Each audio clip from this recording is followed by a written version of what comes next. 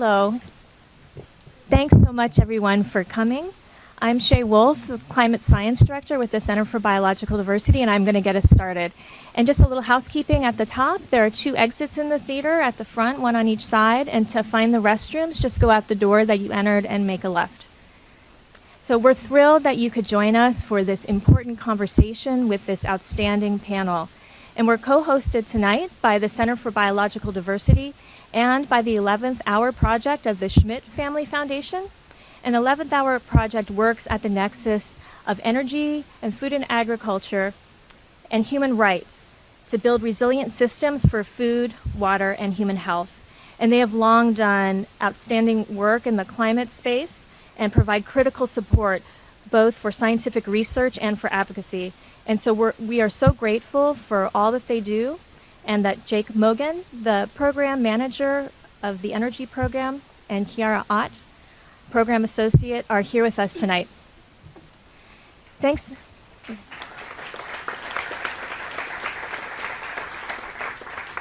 Thanks so much also to the Children's Creativity Museum and to our 13 fabulous co-sponsors, and to see who they are, they're on the slide right here.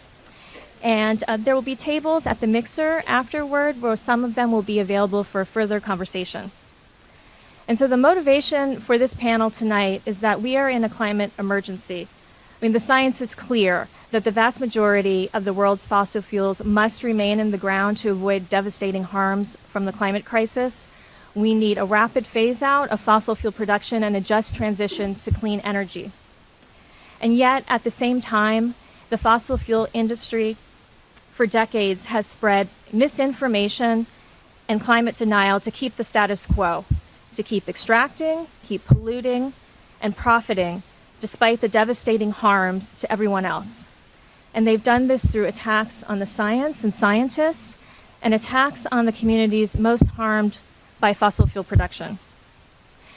But the tide is turning. The calls to keep fossil fuels in the ground and to transform our extractive economy into a regenerative one with a just transition are intensifying, and they are resonating. And in response, the fossil fuel industry is shifting its tactics. So the panel tonight will explore these dynamics. And we'll have a question and answer session following the conversation, so if you could please hold your questions until then. We will be circulating note cards where you can write down your questions along with your name and affiliation. And when you're done, if you could pass them to the end of the aisles, and we will be picking them up throughout the program. And then after the program, please join us to grab some food and drink in the adjacent museum space at the mixer. So our moderator is Kassie Siegel. She is an attorney and the director of the Climate Law Institute at the Center for Biological Diversity, and she'll be introducing our panelists.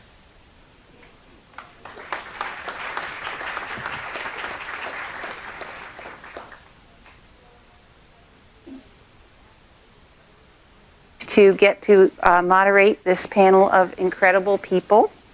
Each of our speakers is a giant in their field, and so this is a real thrill. Antonia Juhasz is an award-winning analyst and journalist and one of the world's leading experts on the oil industry. Her writing appears in Rolling Stone, Harper's Magazine, Newsweek, The Atlantic, The Nation, Ms., The Advocate, The New York Times, and many other outlets.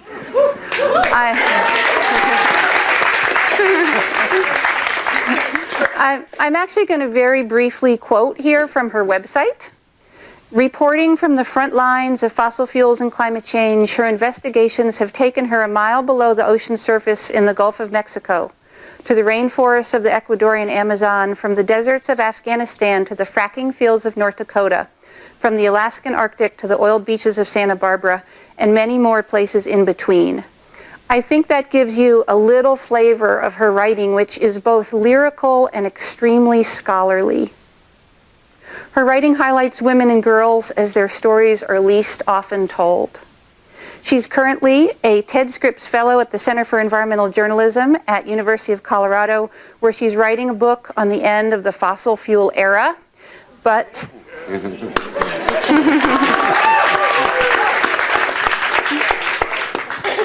no, she has 3 other books you can read right now: Black Tide, The Tyranny of Oil, and The Bush Agenda.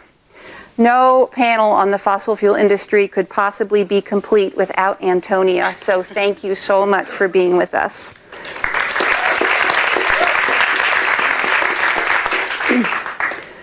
Dr. Michael Mann is Distinguished Professor and ESSC Director at Penn State.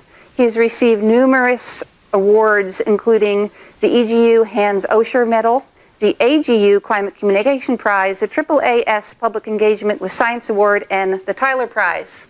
He made Bloomberg News' list of 50 most influential people in 2013, and he's authored more than 200 publications, which is an absolutely head-exploding statistic to me, and 4 books, including Dire Predictions, The Hockey Stick and the Climate Wars, The Madhouse Effect, and The Tantrum That Saved the World, a children's book. He is one of the most decorated, influential, and well-known scientists alive today, and also one of the busiest and most in-demand people I've ever met. So thank you so much, Mike, for being with us.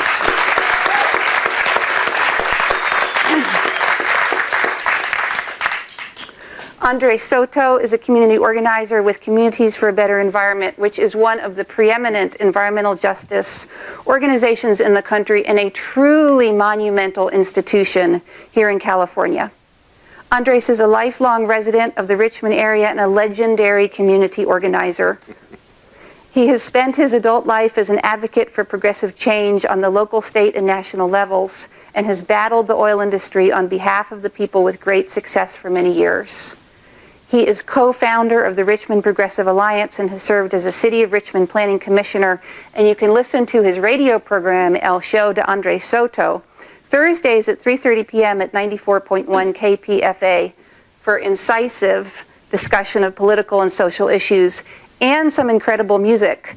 And I learned today, I mean, the playlist on his show is incredible. But what I learned today is it's not just any incredible music he picks, it's his music, because he's played his saxophone all over the world. So,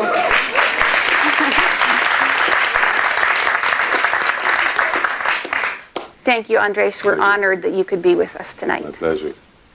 I'm going to kick things off with one question for each panelist. The conversation is going to flow from there, and then, as Shay said, we will get to audience questions. So, first question to Mike.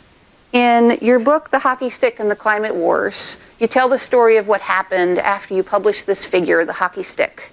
And as you've said, this is this iconic and easily understandable image. It shows the sharp spike in temperatures from the industrial era contrasted with this long period of stable temperatures before then. It looks like a hockey stick on its side. And because it's so understandable, it became a prime target for the fossil fuel industry because it was a huge problem for their disinformation campaign.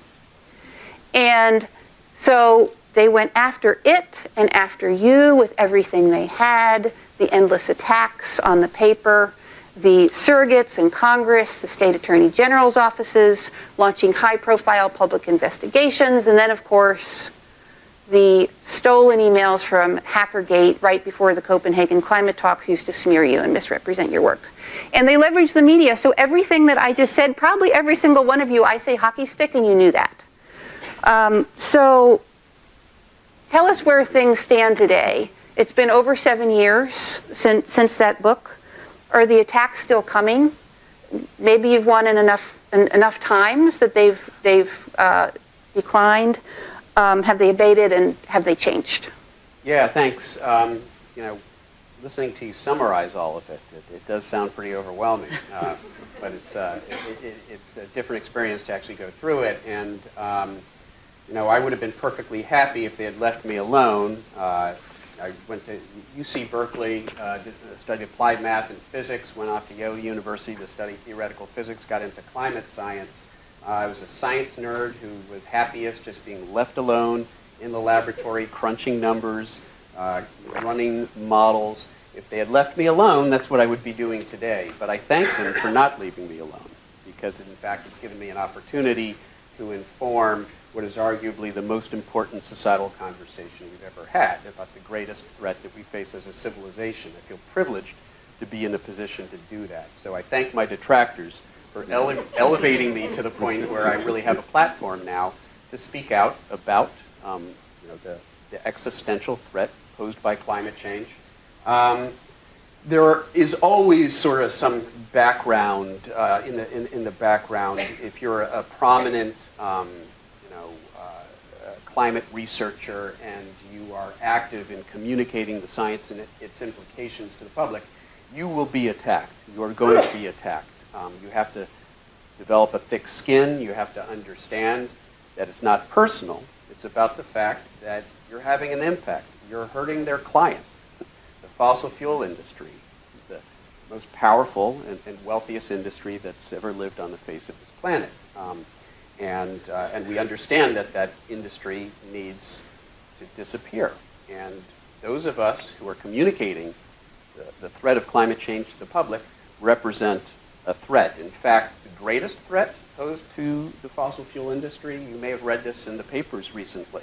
According to OPEC, this international consortium of oil producers, the greatest threat that they face as an industry is Greta Thunberg. Yes.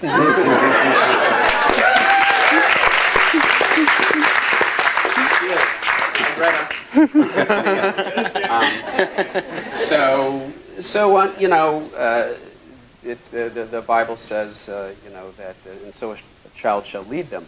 And for all the work that we in the climate science community have done for decades in trying to communicate the reality and threat of climate change to the public, it took a 16-year-old girl and children marching around the world to sort of get us that foot in the door that we've needed. And now that that foot is in the door, we can't put it all on them. We can't put it on the children. We have to take advantage of this opportunity now to act. And that's what we're going to talk about here today, I think. Great. Thank you. Thank you, Mike. And so first to Antonia, based on your investigations into and writing on the fossil fuel industry, what do you see as the leading threats to the future of the industry, and what's its leading spin to counter those threats? First, thank you so much for having me, and thank you all for being here. I think my answer follows well after Michael's, which is, I would say the biggest threat to the fossil fuel industry right now is basically collapsing demand for their product, or the predicted and expected collapsing demand for their product, which is a result of movements organizing to demand alternatives to their products, to demand a decarbonized society and economy, policies that have been implemented and are expected to be implemented to see that outcome, and changes in behavior, current and predicted. So whereas there used to be a deep discussion in the industry about peak oil as it relates to supply, when will we hit the peak of supply and then be on a downward turn, that discussion is now, when will we hit peak oil demand? When we'll be at the point where demand growth stops and it's on a downward trajectory.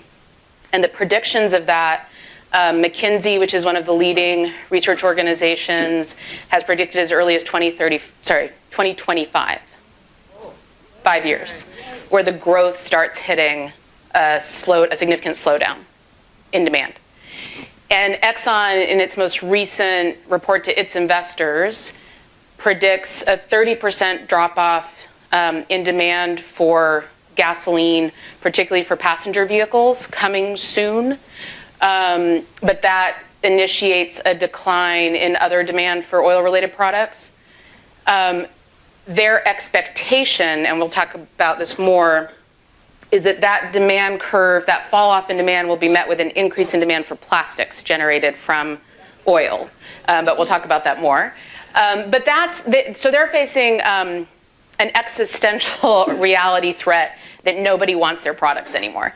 And that they're already seeing the repercussions of that, which is, again, also as a result of movements that have organized for divestment and targeting banks and investors. We are seeing a significant drop-off in investment and security of the investment moving into the sector. So I saw this as sort of an astounding figure. and I'm going to write an article on it, so nobody stump me on it if there's any journalists out there. So if you look at all the major US and European banks, with the glaring exception of Wells Fargo, between 2017 and 2018, the majority, and in fact almost all, reduced their investments in the fossil fuel industry from 2017 to 2018. That's a shocking fall off. Hedge funds, with a few glaring outsiders, are also less willing to gamble, particularly on frackers. And they're basically forcing fracking companies to come up with their due. Fracking companies have been running on losses forever. I'm here from Colorado, where the fracking industry in Colorado has lost a total of $27 billion in total in its operations. And now there's this sort of comeuppance is coming, because the expectation is not that sometime down the line that money will come. It's rather sometime down the line, actually, we're going to lose that money. And so there enormous pressure is being placed on the industry. But that then creates the biggest threat, I would say, from the industry, particularly as it relates to climate change, which is that they're facing an enormous cash shortfall, massive cash shortfall. That's why Saudi Aramco is putting forward an IPO for its for Saudi Aramco for the first time, and deep concern over their ability to make money in the future. And so their intention is to drill their way out of their problem. So they're planning massive increases in production of their product. So, so that's the biggest threat, I would say, is coming from them, is that they're going to try and solve their problem by producing way, way, way more. Which means that in terms of sort of responses, policies that are looking at both then curtailing demand have to be partnered with policies that are looking at curtailing supply. So if the industry is intending to drill its way out of a problem that we're identifying as climate change, then they would it would follow that they would need to be told not to do that, forced not to. And so I'm just gonna, because I've talked longer than I should, I'm gonna end with the quote. How many people are here with the American Geophysical Union Conference? So I thought this was a really telling quote from a recent article from Business Week that just ran in October, entitled "The Age of Oil is Coming to a Close." And it reads in part, quote, "Workers in the energy industry need to be prepared for this shift. For knowledge workers, such as geologists, this means cultivating technical skills that can be useful in other fields. For managers, it means establishing a network of professional contacts outside of the oil and gas industry." And that's the discussion that's taking place within the industry. I've probably gone on long enough, and I can answer later the sort of how are they spending. That sounds great. Thank you for that. Thanks. That awesome setup.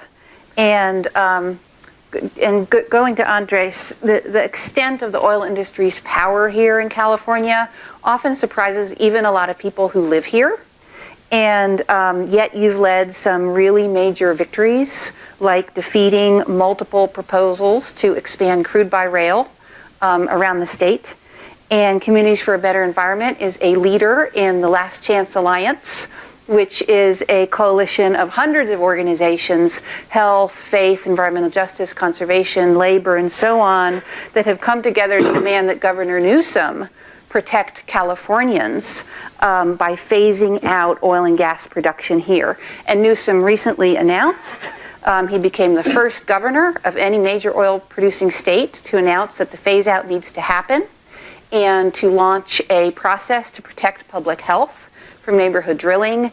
And we have a moratorium in place on some of the riskiest, most hazardous techniques like fracking. So, congratulations, first of all. Major victory. Congratulations to all of our co-sponsoring organizations.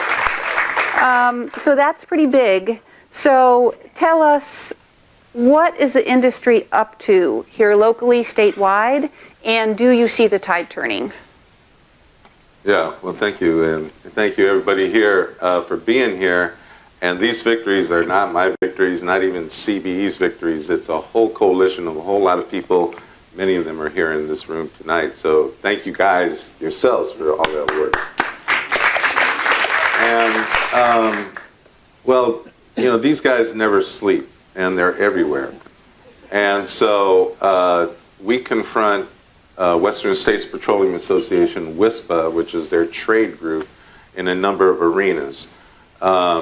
Subsequent to the 2012 Chevron explosion and fire in Richmond at the Chevron refinery, we were part of a coalition, Refinery Action Collaborative, that ultimately came up with a proposed rule for the Bay Area Air Quality Management District to adopt that would have put a cap on refinery emissions based on an average of their emissions from 2009 to 2014. So we're not even talking reductions, we're talking a cap, just trying to stop it from getting worse.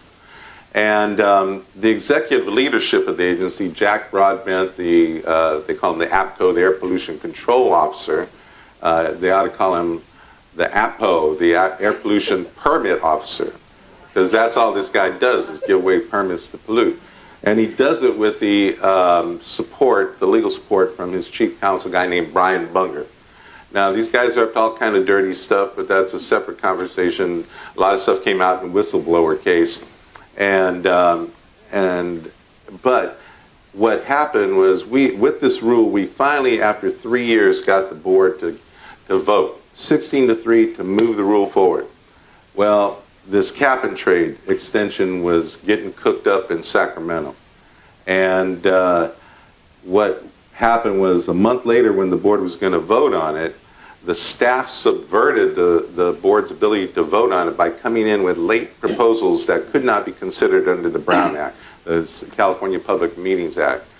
And so that delayed that vote. Everybody knew that something was going to happen in Sacramento. We went up to the hearing, AB 398, to extend cap and trade. We opposed that because when they say cap and trade, what we learned in Richmond is that when you allow capitalists to turn pollution into a commodity, we all lose. And so they believe in, you know, commodifying everything, and, you know, there have been efforts in California to try to limit some of their credits to projects in California. Chevron, for example, has been able to receive most of its credits by preserving land in the Upper Peninsula of Michigan, which is great for those people, but what does it do for us in Richmond?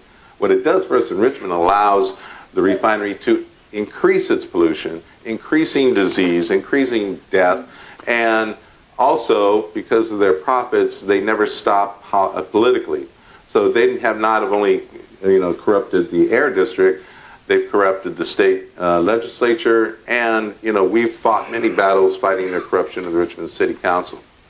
So one of the things that I saw in this hearing that was extraordinary, and I'd done a lot of work in Sacramento on gun control, youth violence prevention, different issues, but I've never seen a governor come to the hearing room and actually sit down at the witness table for the entire 4 hours of the hearing. Usually they send their own, you know, one of their chief of staff or somebody, a heavy hitter. Well, Jerry Brown came in here just to stare everybody down and enforce his will and make sure that California as a petrostate continues to be a petrostate. And so Jerry Brown, in order to cut this deal, there was a, you know, 3/4 of the legislature ruled to avoid a lawsuit, so he needed Republican help. And so he approached WSPA and he said, give me your 10-point wish list, and I'll ensure that gets in the legislation, and then you withdraw your opposition. They didn't even have to support it, just withdraw the opposition. So they did that. R.L. Miller from Climate Hawk, she's the chair of the Environmental Committee for the Democratic Party, released the memo, leaked it out, and we saw it before it was going down. And one of the 10 points they wanted was to prevent local air districts from reducing greenhouse gases, which is their job. And instead they transferred that to CARB, California Air Resources Board, who it's never been their job.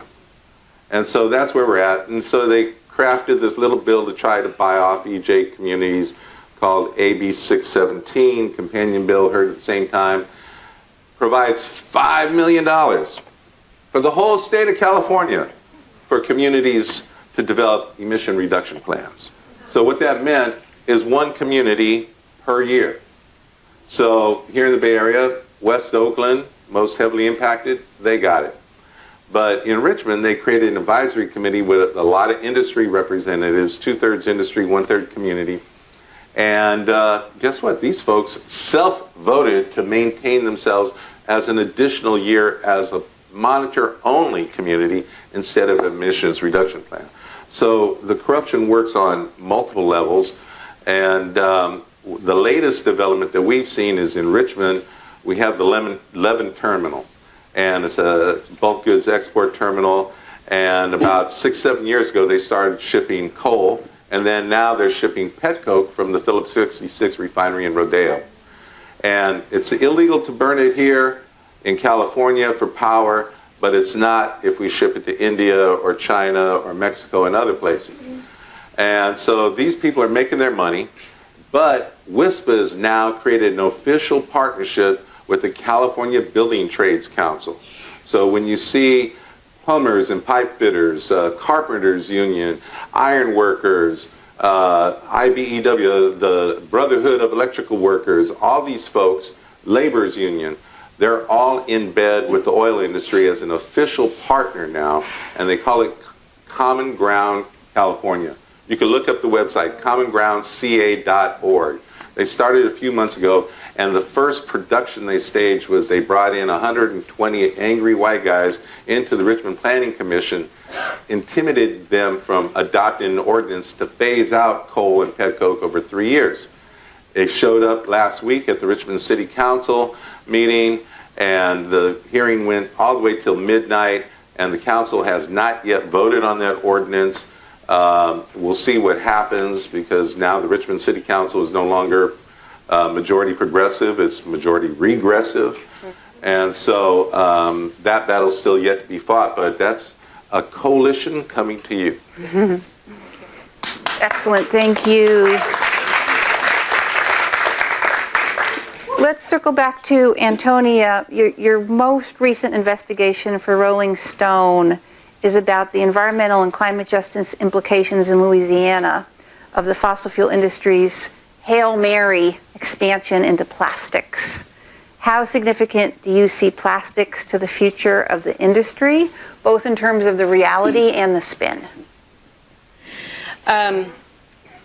Let's see. So I guess the first thing I would say is just to pick up where I ended on the last question, which is, you know, one of the things we were tasked with in looking at for this panel is climate denialism was something that we know through lots of great organizing, including wonderful investigative journalism, was led by ExxonMobil and was a plan to make sure that to sow doubt into the public mind and policymakers' mind about the reality of climate change.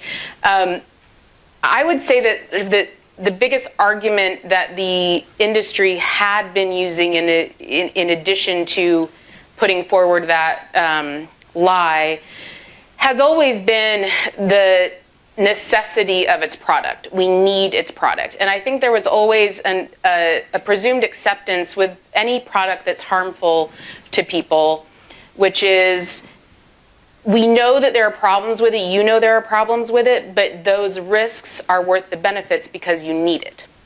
And I think for a number of reasons, and predominantly now because of climate change, the argument of need, as well as there being alternatives, as well as there being enormous amounts of work that's being done to make it so you don't need fossil fuels, but in particular because of the impacts of climate change, that sort of basic argument of need is no longer really accepted by, I think, the majority of the public. So when they lose that sort of fundamental argument of you need us, and therefore you have to accept the problems associated with our product, I'd say their main argument now is that, well, you may not need us as much as you did before, but you're still going to need us moving forward, at least some of it, some of our product. And you in the United States need to feel the importance of it's much better to produce here than it is elsewhere. So while we still need your product, you want to produce here because producing here is better than producing in other places. And also that if you stop producing here, the product's just going to pop up somewhere else. And I think there's many problems with that argument. I would say, one of the most important being all you have to do is talk to folks in Richmond to talk about the problems associated with production in the United States that it is among the best regulated. And even with those regulations, you have the massive problems that you have at the local level. And of course, my most recent book that was mentioned is Black Tide, The Devastating Impact of the Gulf Oil Spill, which was an investigation I did into the BP Deepwater Horizon disaster in the Gulf of Mexico. And I think it's really important to always bring, in addition to the ongoing local impacts all across the country, the fact that the worst offshore drilling disaster in history happened in the United States. It happened in the Gulf of Mexico, where we've been producing for decades. It happened to one of the largest companies in the world, BP. It happened under the Obama administration. And I think that's very important to highlight with an argument is, we have the best regulations, therefore it should happen here, is to say even under those conditions of some of the best regulations, that happened here. And the sort of inherent problem of that argument. And then, is there anyone here from, is it SEI Stockholm? Say the name again. Stockholm Environment Institute, which has done really important research on this other piece, which is if you stop production here, say, for example, in California, that equivalent amount will just pop up somewhere else, and that somewhere else will be worse, right? That's their argument. And I think SEI has done the best research on this topic, which is a wonderful analysis that I encourage everyone to look at, which reviewed the economics of this argument and found that in California, as an example, if you keep a barrel of oil in the ground in California, it actually leads to an overall reduction of 0.2 to 0.6 barrels of oil globally, because you match it with other policies like decarbonization, with the trend that I already explained, which is this move to reduce consumption overall. And instead of it just being a one-to-one, if you reduce in one place, it actually reduces everywhere. So faced with these problems, one of the things that the industry is definitely intent on, both in spin and reality, so it's in some ways it's kind of hard to separate the two, is that yes, there's going to be a fall off from our demand for our product, but we're going to, and yes, there's a fall off in need, as need is currently defined for our product, but we're going to create a new source of need. And that new source of need is plastics. So of course the plastics have always been derived from fossil fuels, but what has shifted now is an intensification of demand. And that demand, I think we've all experienced when we go to the supermarket, and all sorts of things that should never be wrapped in plastic are suddenly wrapped in plastic, and we're all scratching our heads saying, why is this watermelon in a plastic container? It makes no sense. It has its own container. It has a rind. It was made this way. And this is happening domestically, but it's happening even more so in China and other markets in East Asia. And that pushing demand for this product, so fossil fuels, oil and natural gas, are through a very carbon-intensive process I learned by writing this investigation, are converted into the feedstocks for plastics.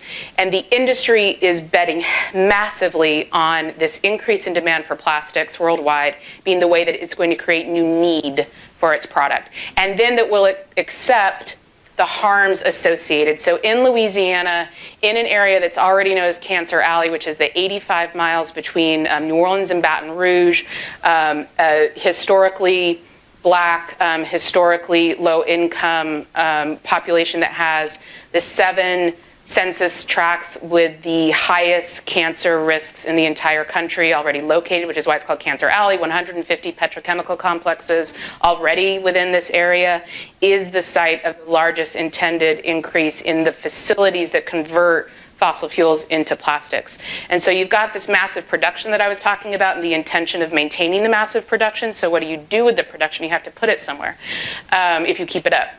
So you ship it via pipeline down to the Gulf. There's also some infrastructure that's being built in Appalachia, some in Texas. and you use this massive infrastructure that burns an enormous amount, releases an enormous amount of greenhouse gas emissions to convert it into the feedstocks for plastics, which are then primarily shipped to China and other places. And there is enormous environmental harm in addition to the greenhouse gas impacts of this process, not only locally, the chemical releases, air pollution, water pollution, ground pollution, but then, of course, you have all the plastic, right? Which then has to be disposed of. So I will say, amidst that lovely, positive story I just told, is one thing, the heart of this story is actually the resistance to this in Louisiana. And an amazing woman, Sharon Levine, who's one of the leaders of the local resistance, and her story. But also, as I've been reading these industry analyses that I've been talking about, the industry is actually very aware also of the very strong movement to really intensify the ability to recycle, to limit what type of plastic can be made so that it is recyclable, to shift more of the burden on producers, and to make recycling a process that actually, through the regulations of how recycling can be made better, actually limits production.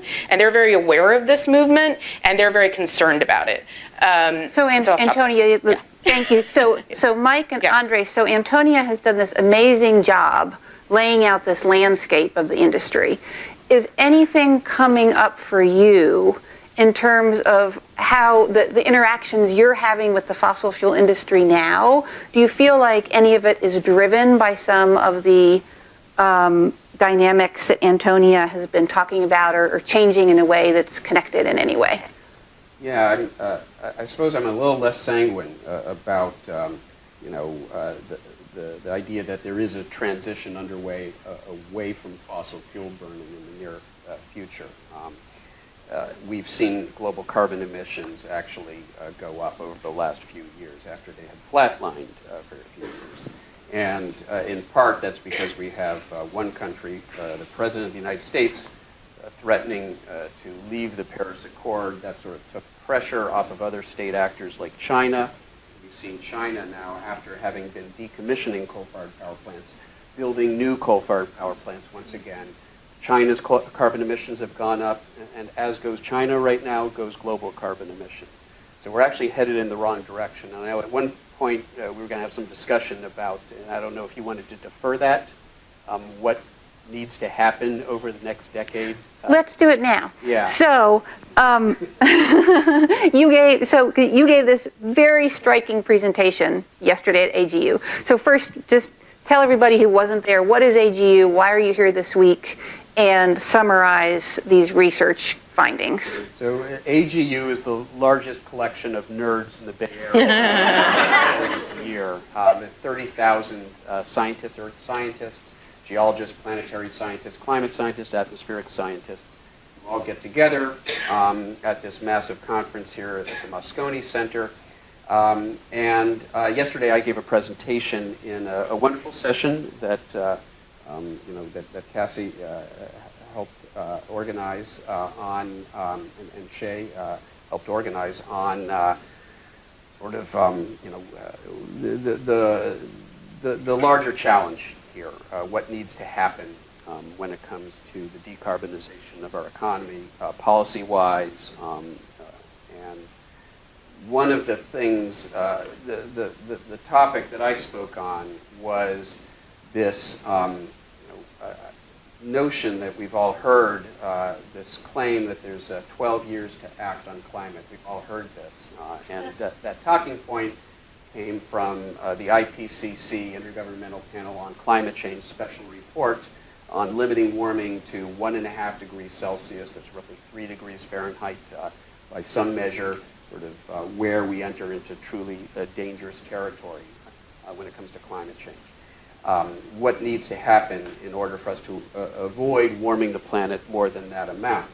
And that came out a year ago, so 12 years ago, that was 12 years until 2030, and the conclusion was that we needed to basically cut global carbon emissions in half by 2030 if if you do the math, over 12 years, roughly 5% a year. We need to decrease carbon emissions 5% a year globally. And of course, they're going in the opposite direction right now.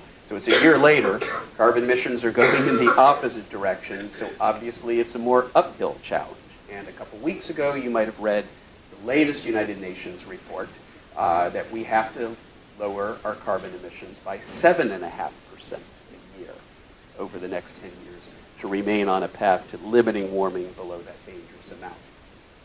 What I talked about was, and there's a larger theme here, which is that the scientific community is often accused by the forces of denial and inaction as being alarmist, as overstating the problem. But at pretty much every juncture, if anything, we've been overly conservative. Our projections have actually underestimated the rate of ice loss, of sea level rise, the increase we're seeing in extreme weather events. All of this is proceeding faster than we expected, faster than the models predicted. So this is another classic example where the conclusion that we only have to lower carbon emissions by 7.5%, for reasons I won't go into, it's fairly technical, but it has to do with how you measure warming. We're talking about the net warming relative to the pre-industrial. And it turns out it's very important in how you define the pre-industrial. The IPCC, in a very conservative manner, uses the late 1900s, the late 1800s rather, to define the pre-industrial state. But that's, the Industrial Revolution happened 2 centuries earlier. So there was already greenhouse warming from carbon emissions up to that point. And so we published an article a couple of years ago showing that if you take that into account, there's actually a couple extra tenths of a degree Celsius, almost a half a degree of Fahrenheit, additional warming that had already happened. And that means that our carbon budget is actually less than what the IPCC has defined it as being. That 7.5% is probably more like 15%. 15% a year. If you do the math, 15% a year for 10 years, it's 150%. We don't have 10 years.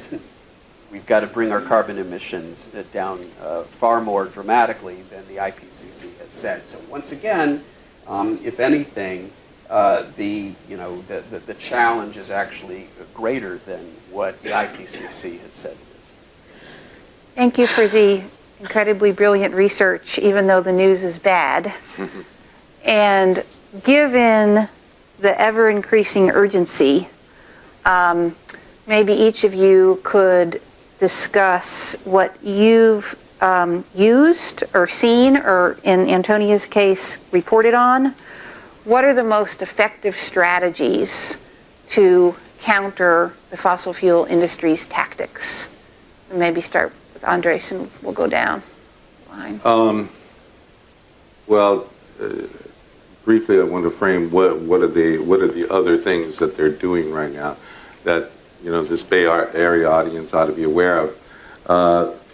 A number of us, because of the success of the crude by rail efforts, Phillips 66 in particular, because we stopped their crude by rail effort in San Luis Obispo, is now trying to expand the wharf, expand capacity, and is now wanting to do a massive dredging project in the Bay Area. They're disaggregating it, piecemealing it.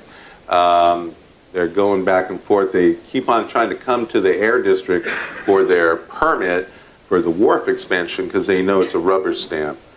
We keep pushing that it should be a land use issue. So this gets to strategies.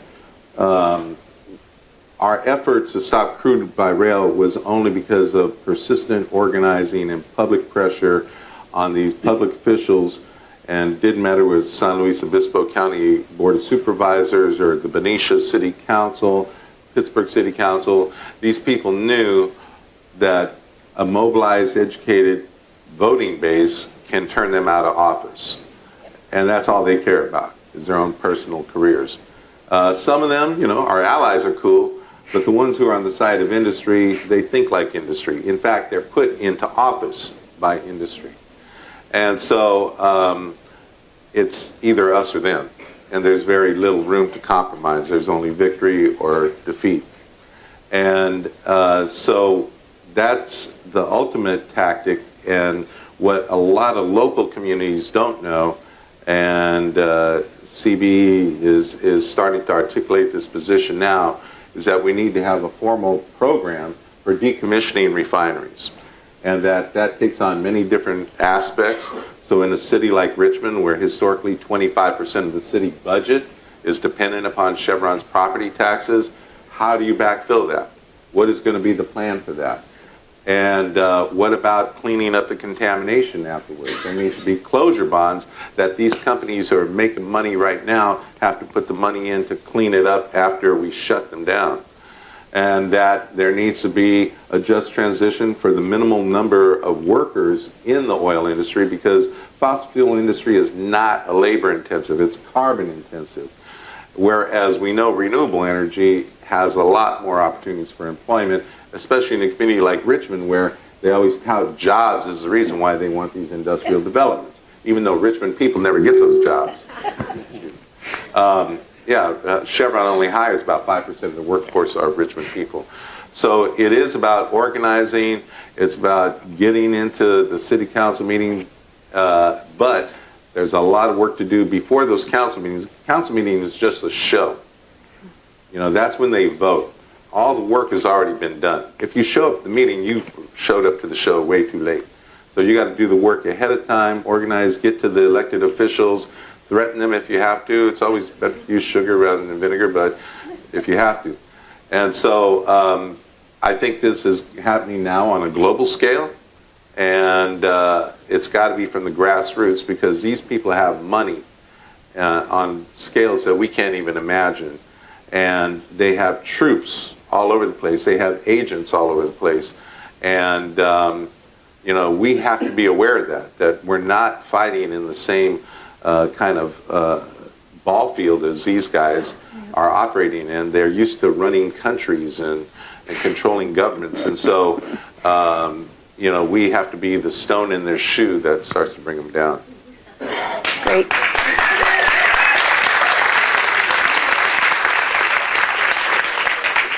Mike, from your experience, what are the most effective things you've seen or done? Well, I was going to sort of maybe get at this issue of what are, you know, the evolving tactics of the fossil fuel industry in blocking climate action. It's a topic that's near and dear to my heart. It's the subject of the book that I am writing right now on what I call the new climate war. As the impacts of climate change become undeniable to the person on the street, as we're seeing them play out in real time. I'm here in California, the Bay Area. I had wildfires that shut down my alma mater, UC Berkeley, less than a month ago. From here, I'm headed to a sabbatical in Sydney, Australia, which is currently aflame. Sydney, California aren't supposed to have simultaneous wildfire season, but that's the world we live in. So the impacts of climate change are playing out in real time on our television screens and on newspaper headlines. The public gets it.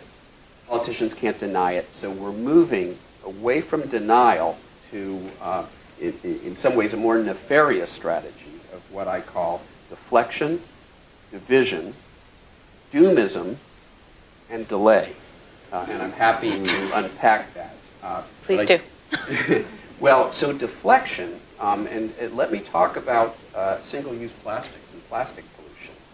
How many people in this room, and I can tell there are people probably of roughly the same generation, remember the crying Native American commercial in the early 1970s? Yeah.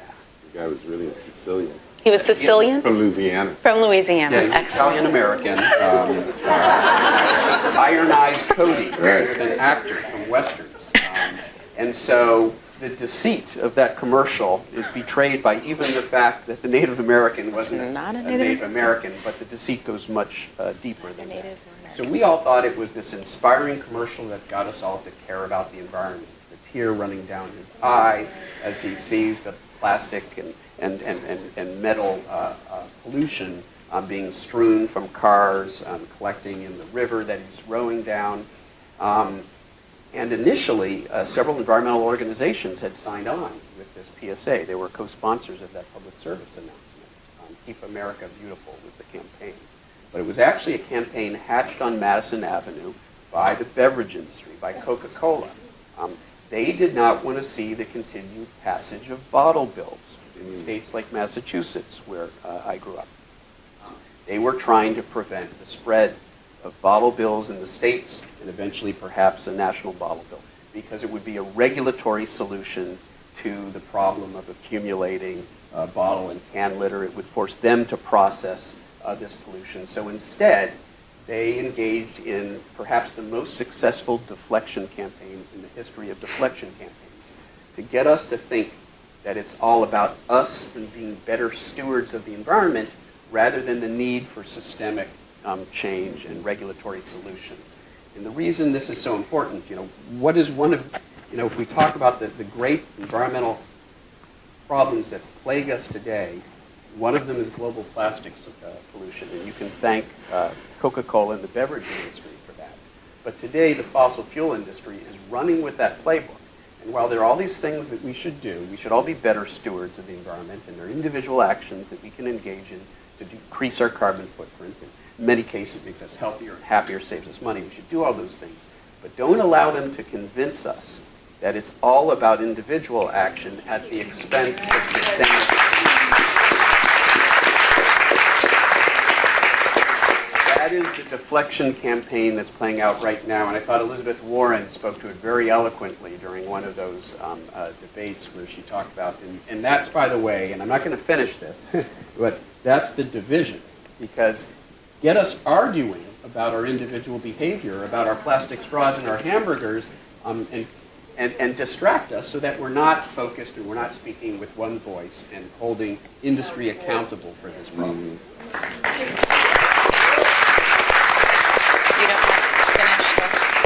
You don't want to finish the three. Oh, no. Read the book if you want the whole thing. I'm ready to take notes. Okay. Sorry. After the next presidential election. Shortly thereafter. Is his mic on? Are you guys hearing his mic? I'm Mike. Hard to hear him over here. Oh, okay. All right. It's tilted to the side. It flipped over on Oh, it flipped over. Oh, it did. I can find in the front row. Good. Should I go? Yeah, Antonia, do you want to talk about most effective strategies you've reported on? Or Yeah, I think there's a lot to draw on, so I was going to start taking notes. I think what I would say is, I think some of the most important reporting I've done, there's sort of two pieces to it. One is sort of everywhere I've been in the world, whether it's Afghanistan, the Arctic, the Amazon, Louisiana, Richmond, the promises of the industry are identical. And it's, once we're operating here, there will be healthcare, schools, roads, money, jobs. All of these things will be promised. And what's interesting is sort of watching different communities respond to those promises. And I think I would say that in the Ecuadorian Amazon, there has been this incredible, that I've reported on, this just consistent from the very beginning of the promises response, which is, we already have those things, we just don't have them in the way that you want to see them. So we have our health provided by indigenous communities that live in the Ecuadorian Amazon. We have our health. We have our education. We have our ability to get around. We have the work that we need to do. And what you're proposing is an intent to supplant that in a way that we know. We don't need to wait to see it happen. We know what the impacts will be. And a very strong commitment for 150 years to resist a very, very powerful industry for 150 years to try and bring that. Now, that's not true across the entire Amazon, and there are many communities that have welcomed it, and there are many communities that have tried to stop it and didn't succeed. But but this sort of ability to identify from the very start the spin and know you just sort of never to accept it. And I think what I've seen played out in many communities is sort of a different way of how they respond to those promises and then react to the reality. And what I think has proven most effective, and what I think the industry is most worried about, is this combination of the push from communities and movements to eliminate their product. I mean, like I said, eliminate the necessity, the need, the demand, the ability to produce their product. So it's the combination of policies that seek to decarbonize and to stop production. And I think they are very much afraid of how organizing has led to, for example, Sanders, Warren, Harris, Booker, all embracing an entire ban on fracking, which is the primary mechanism in the United States that they use to produce oil right now. I mean, talk about you're threatening your entire existence. Ban this entire mechanism of this entire mode of production is obviously an enormous shock to their system, and they're taking it very seriously. The Green New Deal is an enormous shock to their system. They're taking it very seriously. The Paris Climate Agreement, even lacking the teeth that I think many in this room, or probably all in this room, would wish that it had, is still an enormous threat. And those threats are what has led to the mass devaluation of their product, and the threat that no one's going to want it because it's not worth as much as well, is this mass devaluation. So I think all of that is sort of this cumulative effect is what I've seen as being intensely successful in undermining both the spin and the reality of these of the industry. Yeah.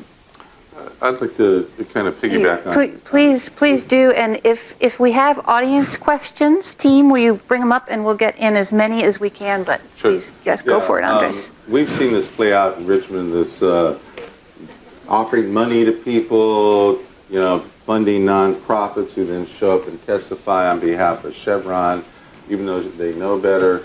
And this alliance between the building trades and oil versus, say, the service unions. So a lot of division is being played with their money. But one of the things that I've learned in the last few years is that here in California, I think it's now 2/3 of the oil that's refined in California is actually imported. And 1/3 of all the refined products are exported. And so once again, we're receiving the pollution directly in our communities where the refineries are at, while they're making profits overseas. And so one of the things that we're recommending is that to initiate this decommissioning process is first to ban exports from California refineries. That will also reduce demand for input of the crude oil into the system, and that is going to be a huge battle. Because these guys are going to say, hey, it's our right to make a profit. We have to pay our shareholders, And I think, people are not receptive to that message anymore, that you got to pay your shareholders, even though that's their organizing principle. So ultimately, we have to dismantle this entire structure kind of chunk by chunk, bite them off a piece at a time, and be very deliberate about how we're going about it. And then ultimately, a lot of these are going to be either local policies, land use policies, and or ultimately state and federal legislation. And I think we've seen the tide. When I used to work in gun control, everybody, the majority of Americans supported it. But it was like ranked 10th or 12th on their list of importance. And but now we're seeing it up there 2 or 3 because, we have a culture of mass shootings. It's unique in the world. But I think now we're starting to see that climate issue is because of the ubiquity of it everywhere, and not just here, is that it's now trickling down. Certainly young people understand it, older folks, some of them are rationalizing, but I think that is what is going to start to begin to change the public consciousness. And when we decide who's going to get into office based upon their position on these issues, that's going to start to change the politics of it. Thank you, Andres, and thank you, amazing panel. Thank you, best audience ever. I have to say this is a hard job because we have this pile of amazing questions and about 10 minutes to go. So I'm going to read off about three or four at a time. And if you all would just jump in rapid fire on the ones you want, we'll get through as many as we can. Okay. How do we win? Be as specific as possible. Will oil and gas companies ever be in a position to become leading renewable energy companies, or is their current CapEx spending in renewables purely greenwashing? How can we support states like New Mexico so that they can refuse income from fracking leases? For anybody who doesn't know, New Mexico has a high percent, unlike California, high percentage of revenue from oil and gas.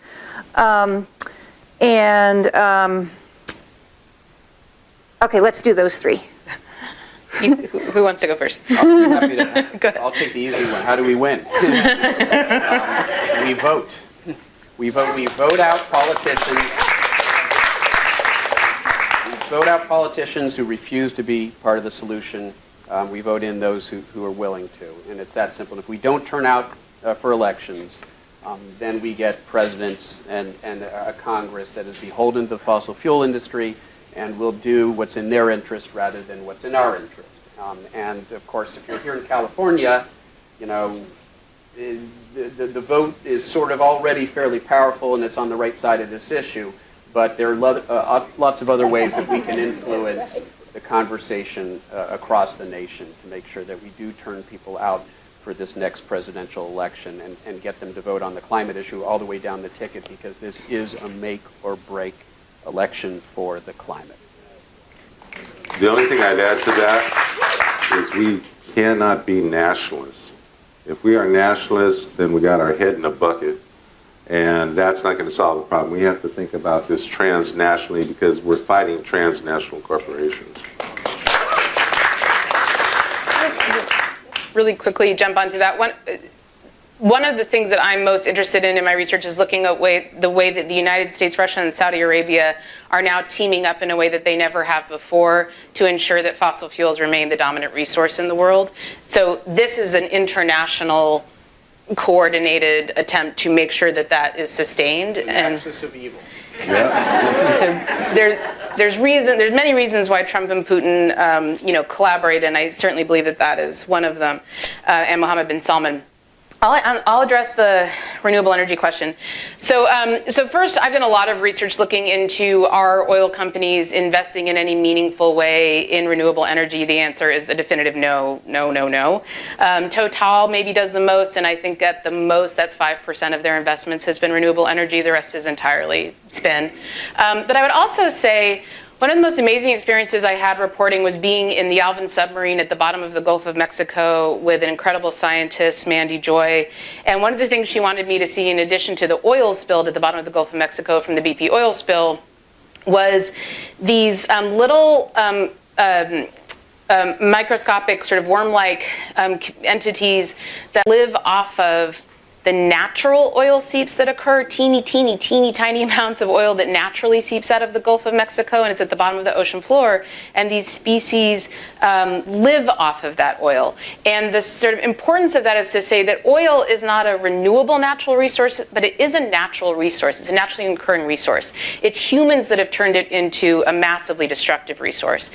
And what I say is I would look towards the companies that have taken a natural resource and done with it what they have, and then say, do you want to give them another natural resource, which is the sun or the wind or the water?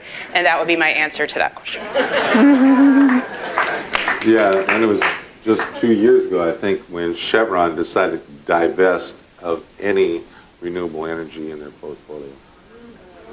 Can't afford it, that's why. It's because it's too much, it's just all about PR and not making any money off of it. Okay, next round. Can you talk about the need to transition off of natural gas? What can we do about the disturbing trend of criminalization of protests against fossil fuel projects? And oftentimes, those behind bars and incarcerated are left behind in the conversation about climate change. What specific solutions should we pass, propose to support the incarcerated population and protect them from the climate crisis? I was going to tackle that first one, and then, you know, natural gas is sometimes characterized as a potential bridge to a fossil fuel-free future. My response to that is that the solution to a problem created by fossil fuels cannot be a fossil fuel.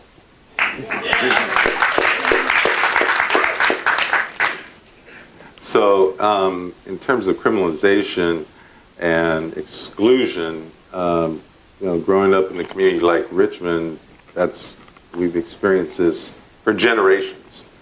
And that question really gets to the core of the organizing principle of the United States, where, in my humble opinion, our Constitution is one of the biggest impediments to democracy.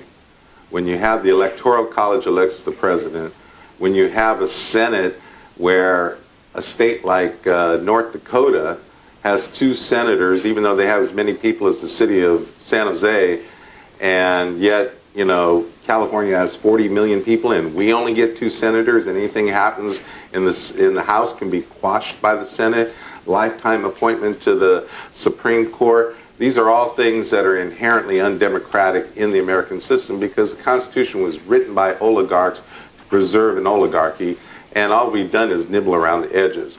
So I think that's undermining a lot of political possibilities. And that's also the system that set up mass incarceration as a way to control what they have always viewed as marginal labor markets. African Americans, Mexicans, Asians, non-white people, even poor whites. I mean, when the Constitution was adopted, only 9% of the population could vote, white men who own land. And so if you're a white man who didn't own land, you were stuck. You were probably controlling the slaves. So, you know, now we call them cops. So, you know, these are the kind of ultimate challenges that are social. So naturally, those same people are going to suffer the worst penalties under climate change and are left most out. And the fact, you know, here we don't even allow people who are convicted of felonies to vote again in many cases. You know, whereas I saw this documentary in, I think it was Denmark, right? Denmark. People in prison over there were having political discussions and debate who they're going to vote for. When you're in prison, you never lose your right to vote, but it's a way of structural disenfranchisement of certain populations so that the oligarchy continues to run this country.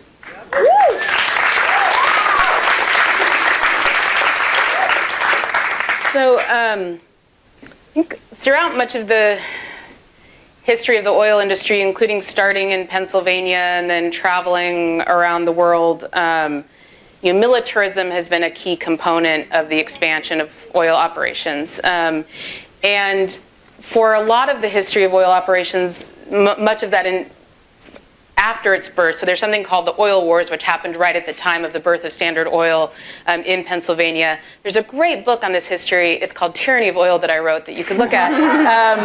But not to go into that. But that militarism has primarily taken place now around the world. So when I was in Afghanistan, it was reporting on the role of oil and natural gas in the war in Afghanistan. You know, in countries throughout the world, in Ecuador, it's about indigenous communities declaring their willingness to take up spears and machetes against the military to defend their land against oil development.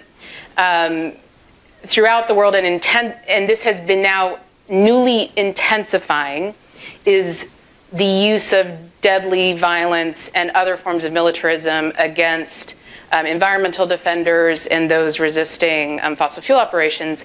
And in the United States, I think this took, in the modern era, its sharpest manifestation in the Dakota Access Pipeline, the militarized response to the Dakota Access Pipeline. And that then led to this new wave of legislation that is seeking to just halt those protests before they even begin. I think that is a symbol of an industry in its sort of last throes, pushing as hard as it can, using every means necessary to get to do its work. And I think naming that is a very important first step. When I went down to report on Dakota Access Pipeline, I showed up on a day that was a particularly militarized day, and it was literally the same weaponry that was used in Afghanistan and Iraq used there. I interviewed a Lakota woman who was a veteran of the Iraq War, who was one of the resistors to the pipeline, who was just standing crying, saying, I'm now witnessing what I was doing there here in my own land. And it was this sort of devastating moment for her and her mother, who was with her. I think to put, obviously an anti-protest law is an attempt to just stop that resistance in its tracks before it starts. And I guess just sort of naming that moment where we're at, and to name the necessity of defending those who are the defenders. Thank you. So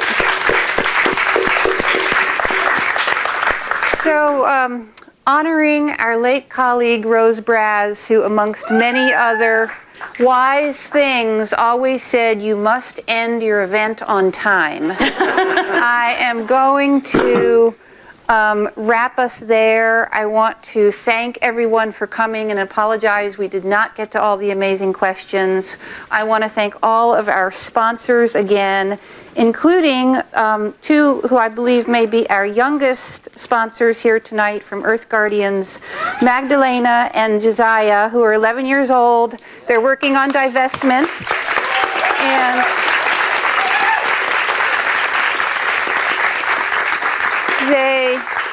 they encourage you to go to bit.ly.standwiththestudents. So maybe you can find them during the reception and learn some more. And I want to express my deepest gratitude to our incredible speakers. You are all so accomplished and so knowledgeable and so articulate. It's really been an incredible evening. I know you're all so busy. You've got a lot going on. So thank you so much for being with us.